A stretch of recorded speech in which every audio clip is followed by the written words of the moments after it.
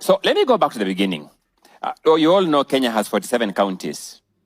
Among these 47 counties is one county called Vihiga County. In Vihiga County, there is a sub-county called Luanda Sub-County. Within Luanda Sub-County, there is a location called Bunyore East location. In Bunyore East location, there is a sub-location called Esirave sub-location. Now, coincidentally, Esirave sub-location derives its name from a village in that sub-location called Esirave village, where my life starts. But my mother tells me, and I believe her, that that's not a very accurate account.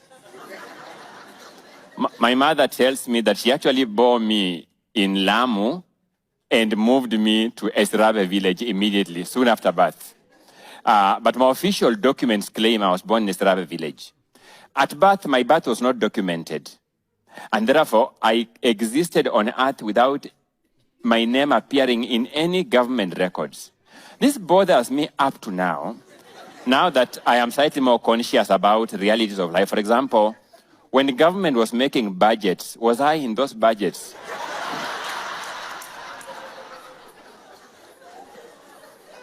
When government was planning in terms of how many teachers to employ, how many teachers to train in anticipation of learners that will have 5 years to come, 10 years to come, was I part of that planning? Because of my own life experience, I first got my birth certificate while entering university. That's when I got my birth certificate. I perfectly understand why the legal order in Kenya requires that a child must be given a name, nationality, and be registered at birth. I now understand it.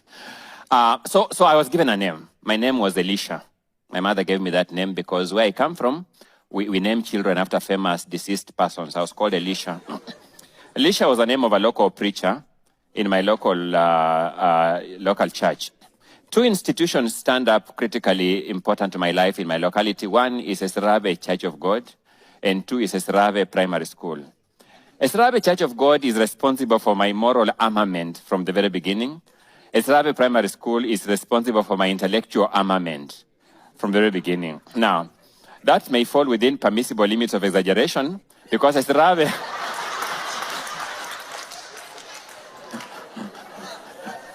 Because truth is, Esirave Primary School, even at our most gracious, even at our most generous moment, still falls within the parameters of village schools.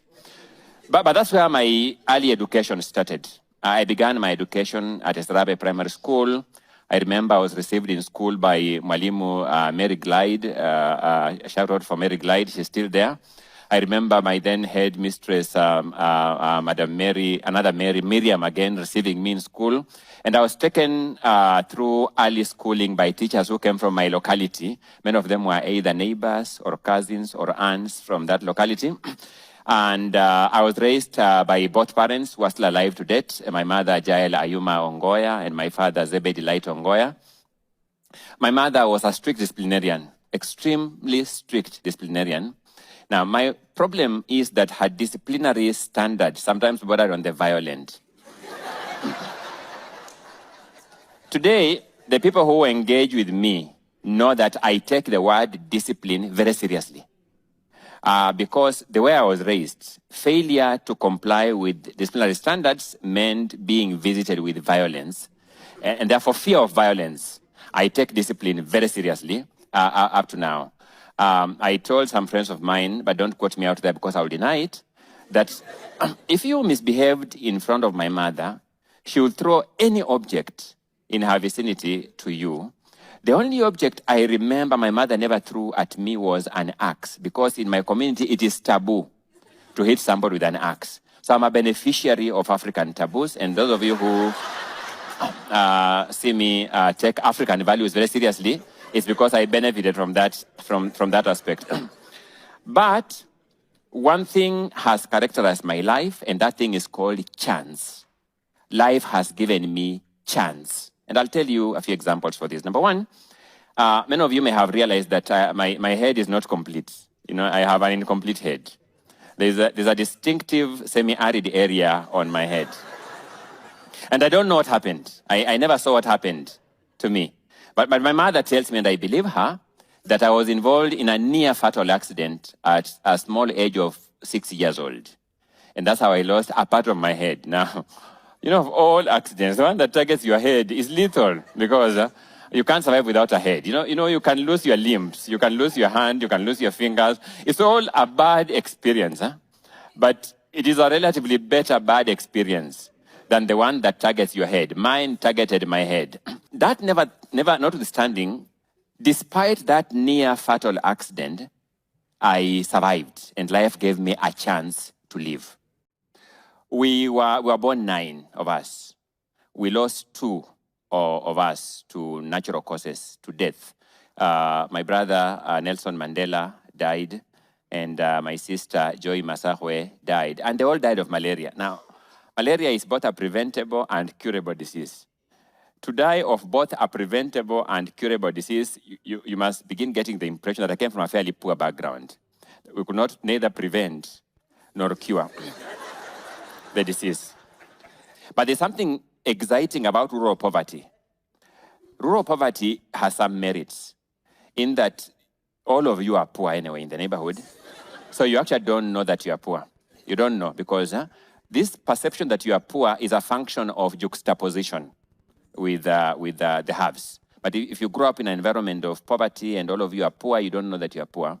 But among the Banyore speakers of the Luo community, a poor man is called Omutaha. But there's somebody who is poorer than a poor man called Omanani. That one, even the poor know is poor. So I suspect that I belong to this latter category because reflecting on my early childhood days, I suspect the poor people around me actually knew that I was poor.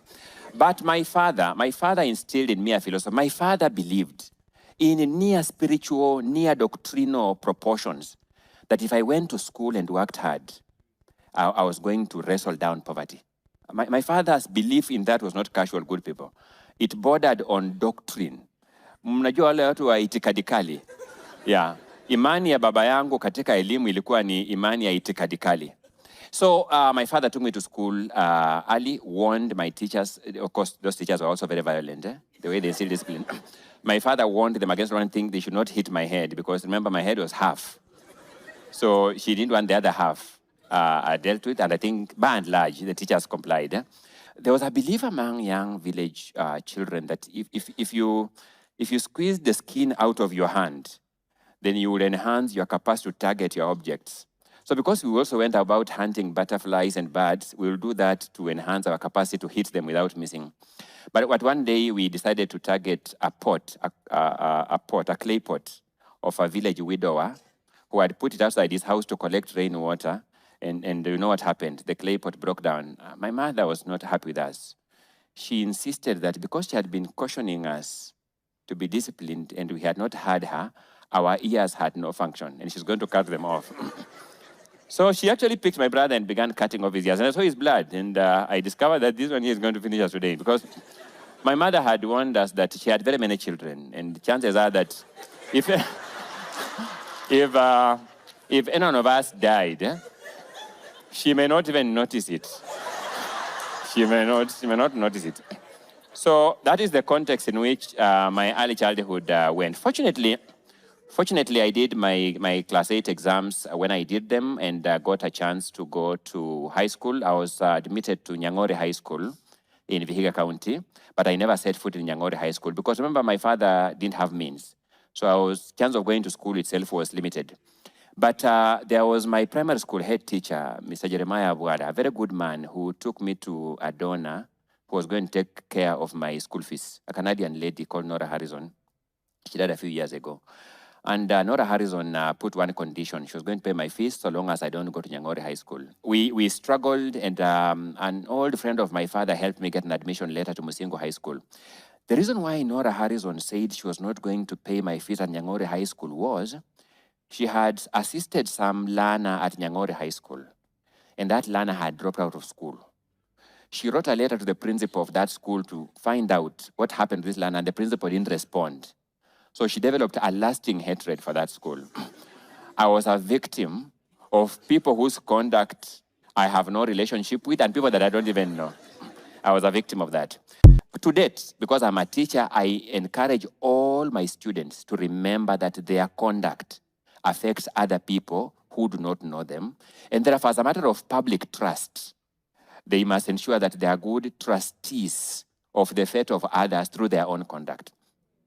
Coincidentally, Nora was very happy to pay my fees at Musingo High School, where when I joined, I discovered that the principal who didn't answer Nora's letter at Nyang'ore High School was my principal at Musingo High School. A very good man, the man who shaped many of us into the persons that we are today. He was a firm believer in discipline. He was a firm believer in hard work. And therefore, I don't know what may have happened at Nyang'ore High School. Let's just assume it was a pure accident of history that happened, and we should not blame him much. Musingo High School was very good for me. Actually, I suspect that the failure of Nora to pay my fees at Nyang'ore High School and the consequential result of my joining Musingo High School was God's doing, because I got the best environment to study in, with the net effect being that since Musingo High School was established, I don't like putting it that way. I prefer putting it that since God created earth, I then became the first learner at Musingo High School to get an A grade, an airplane grade in my national examinations. Having passed my KCSE exams, I was admitted to study law at the University of Nairobi. Now, my study of law at the University of Nairobi was not without incident. My father wanted me a medical doctor, like many of my generation's parents. I have struggled with what exactly my father wanted me to do with that degree, because you may think I'm bold and courageous. I have never even slaughtered a chicken in my lifetime. I can't even stand blood. Throughout this experience, my father's philosophy remained one, that I was going to change my fate in life through hard work. Let me just take you back a little. Nora has just taken me to Musingo High School, and her condition at Musingo High School is I must be among the top 1/3 of the class in at least 2 semesters, 2 terms, for her to continue the scholarship. Now, for the first time, my fate lay in my hands. You see, for the longest time, my fate lay in other people's hands, including my mother's hands, and I've told you the story about my mother. Now, Nora has told me that it lies on me, that if I succeed to be among the top 1/3, she allowed me 1 term I can slide, but at least 2 out of 3 terms in an academic year, she will continue financing my schooling. I suspect that was not a very difficult condition. The life I had lived in the village like a wild child, this kind of condition would pale in comparison. So fast forward, I'm at the University of Nairobi. I am at the Chamber of Horrors. We are trying to do our exploits. I'm representing the university in moot court activities all over, globetrotting, using the university's budget. I'm actually the only person who, I think, having paid fees to the university, directly withdrew more money than that fees for my own benefit. Then came post-university experience, and that is where now the real life, the rubber meets the road, where you must go out there and look for a job. And remember, I had arrived in Nairobi for the first time to join university. I had come to Nairobi by invitation letter signed by Mungai M. Gashuhi, academic registrar. I remember I had taken a bus at a place called Majengo.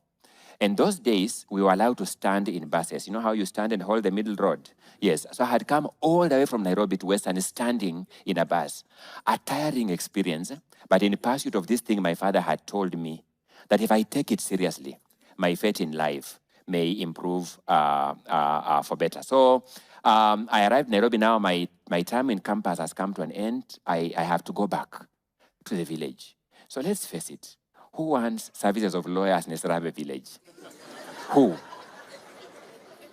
If I arrive in Esrabe village called Ongoya Z Elisha LLB, what does that mean to my grandmother? Fortunately for me, life has always given me a chance. There used to be a place at Parkland's campus, we used to call it Frustration Square. When you enter Parkland's campus, the topography is such that you go downstairs to begin getting into the administration offices and the classrooms. Well, that place we used to sit there when we had nothing meaningful to do, and we called it the Frustration Square. So I was sitting at the frustration square when the current women rep for Wasingishu County, Gladys Boss Cholei, who was my university lecturer, came to me and told me, what do you want to do? I said, well, I mean, I have nothing to do. She said, come and see me on Monday. And she gave me some casual labor at the National Council for Law Reporting, where I began my career earning whooping 9,000 Kenya shillings per month. And therefore, that was a chance that life gave me, and I will never take that chance for granted. I took some 3 months there before, after other pursuits, Professor Gedu Muigai, who was here at this stage with me, admitted me in his firm as a pupil, which is a mandatory program that lawyers must go through before they get their admission to the bar to become advocates. Professor Gedu Muigai's training model was the one where you are thrown at the deep end of the sea from the time you join the firm. But Professor Gedu Muigai, for those of you who have not interacted with him, is a mentor par excellence. Once you can stand being thrown at the deep end and you work with him, you can be guaranteed that, at the end of it all, you may not end up that badly. And I thank God that one of the other chances I got in life was that a chance to be trained by Professor Gedu Muigai. So that is what happened at that point in time until I got admitted to the bar. I had come into legal practice with one mission: to practice criminal law, to represent people accused of committing crimes. And I don't know where I picked this passion from. I suspect it's because of the flair I saw among criminal law practitioners, particularly putting to task victims of crime and making them look like the perpetrators of the crime, that I began developing my first passion for courtroom litigation, courtroom skills. I also suspect that in my very early years of internship, Professor Gedu Muigai, you remember that's the time when the Kibaki administration set up a commission of inquiry into the Goldenberg affair, and Professor Gedu Muigai was privileged to be retained by one of the persons who were adversely mentioned in that scandal, and I accompanied him to that commission's business every day, and that commission took years. And in the course of that interaction, I loved the flair of the advocates that were there and made up my mind that, God willing, if I got a chance to be admitted as an advocate, I must demonstrate this flair, because I thought it was a good thing. I thought it was the right thing to do.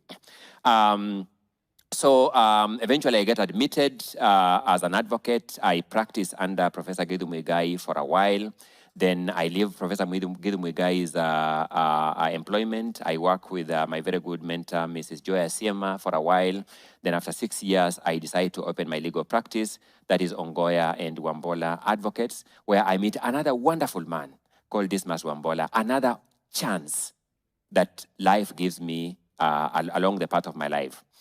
So throughout this stage, our desire was to grow a modest firm that just meets the needs of ordinary clients, that does not necessarily go into the realm of Ivy League firms. Like any other young professional, young graduate, I was very idealistic. I believed that, by my own might, I could even change this society of ours. I believed that we could, remove all bad people from consequential spaces and put there only good people. The older you grow, the more you moderate this kind of expectations. And you remember the words of St. Paul many years ago that, when I was a child, I thought like a child, I spoke like a child. But now that I'm an adult, I've abandoned those things of childishness. So that becomes the story of my early entry into the career world. My mission in life was not to become a great man. I wanted to become a very average man in the profession, just meet people's needs at their need, until one day something happens. A friend of mine calls me, a friend, a mutual friend. We had met only once, as an advocate, and tells me that there is a matter that is coming and we want you to help us. So I go to meet him, which is what we do in this profession, and he introduces the matter to me. And I got there very innocently as a Kenyan. I walk into that space very innocently as a Kenyan. I meet other colleagues there. Key among them, a man again who has mentored me called Paul Mwite.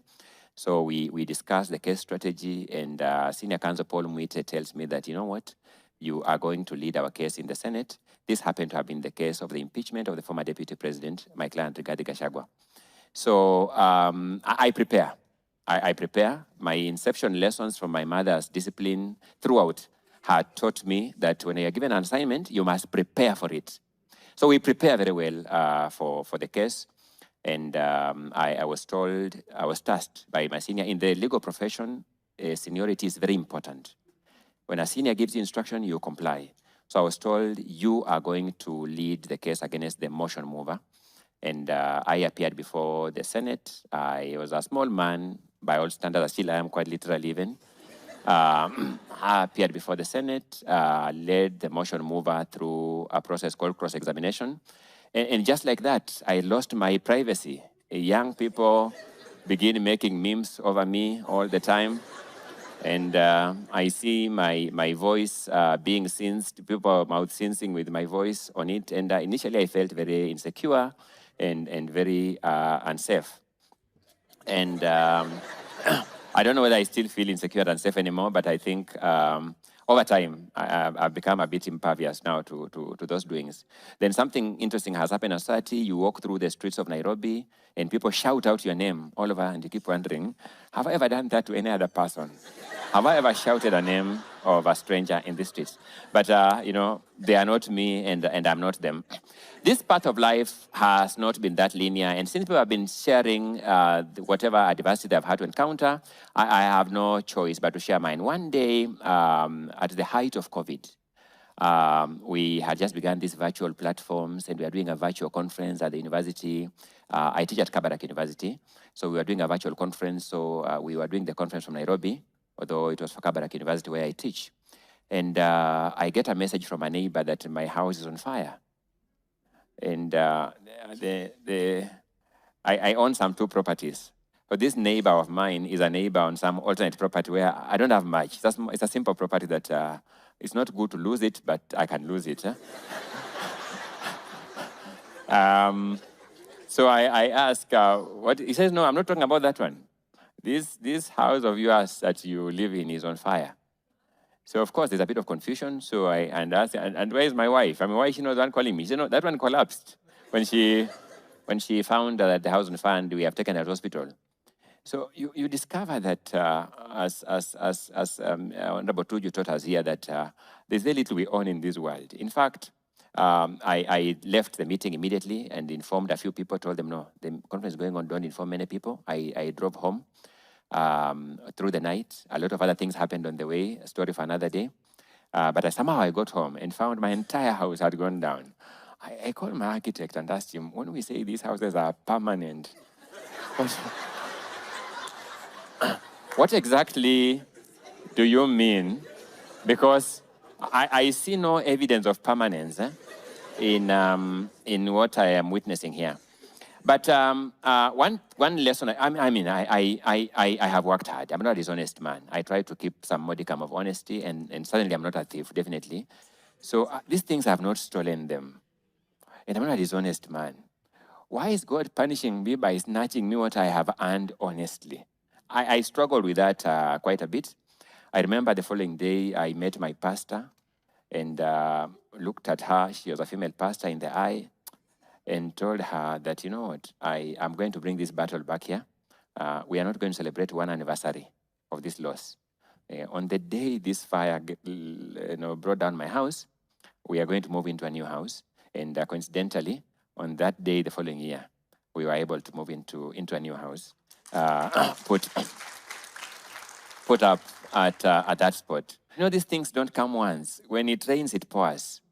The following year, after I'd moved into that house, my father had a very bad tumor.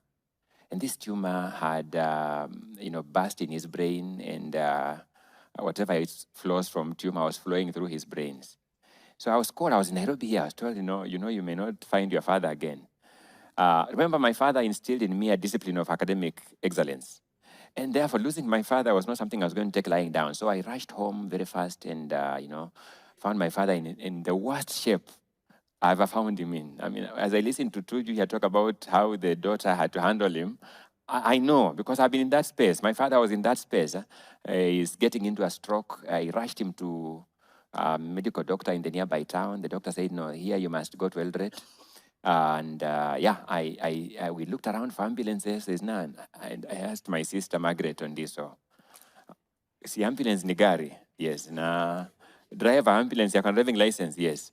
Hii gari yetu ni ambulance. Let's go to Eldoret. So we left very fast. Coincidentally, there was heavy rains that day. So everybody was pulling their cars off the road. I said, in fact, that's God's work. He's making them pull their cars off that we move even faster. Coincidentally, my father got to hospital, was admitted, taken to the ICU, treated. And why I think sometimes that God loves me more than he loves other people is that there were 5 people in that ICU. All of them died except my father, who survived, and he remains alive to date. My father reminds me up to now that, these children of yours, now referring to my own children, his grandchildren, take them to school and encourage them to work hard. Because if I had not taken you to school, today I'll be 6 feet under and I'll be rotten. Good people, as has been said by many others before us, life sometimes throws things our way that we even look at us and wonder whether we are the ones. But the one thing that I have learned over life is that never allow it to push you down and keep you down. Pick yourself up, dust yourself off, and surge forward, sometimes like a drunken elephant. Sometimes not even knowing where you are going, but keep going. As long as it's forward, keep going. Sometimes you find there's a light at the end of the tunnel, then you wipe your eyes and you are able to keep moving. The lesson I have captured myself through my own life story has been this: life has and will always give me chances. How I seize and how I use those chances is something within my control. I have lived a life of poverty. Whether I have come out of it is a story for another day. But trust me, good people, I detest poverty and I encourage people to hate poverty in all its manifestations. People talk about a lot of social challenges in this world.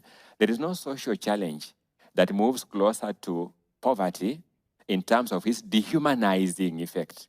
Poverty is an extremely bad thing that we must learn to hate in all its manifestations. Above all, let us prepare for our lives. Let us have some vision. Let us have some confidence. And more importantly, let us leave some room for faith. I thank you.